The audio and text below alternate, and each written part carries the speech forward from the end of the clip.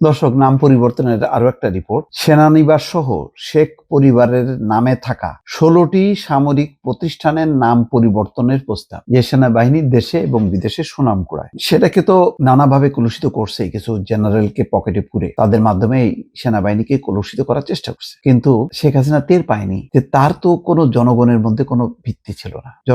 অধিকাংশ জনগণ তাকে ঘৃণা করতো শেষের দিকে। তো সেই জনগণের কি অংশ না সেনাবাহিনী? সেনাবাহিনীর কত পার্সেন্ট মানুষ শেখ হাসিনাকে পছন্দ করে, আওয়ামী লীগকে পছন্দ করে না? প্রশ্নই ওঠে না। আমি একদম নিশ্চিতভাবে জানি, শেখ হাসিনার পতনের সময় আমি খবর পেতাম যে আমার মতো একজন ছোট্ট ভিডিও মেকার বা ইউটিউবার, আমি যে দেশের পরিস্থিতি নিয়ে কথাগুলি বলতাম, সেনাবাহিনীর ঘরে ঘরে সেনাবাহিনীর সদস্যরা এবং তার পরিবারের সদস্যরা খুব মনোযোগ সহকারে আমার ভিডিওগুলো দেখতে পছন্দ করতো। এগুলি আমি খবর পেতাম, যেভাবেই হোক না কেন আমার পরিচিত জনদের। এতেই বোঝা যায় যে তারাও একটা পরিবর্তনের জন্য মুখায় ছিল। শেখ হাসিনাও বুঝতো যে সেনাবাহিনী তাকে পছন্দ করে না।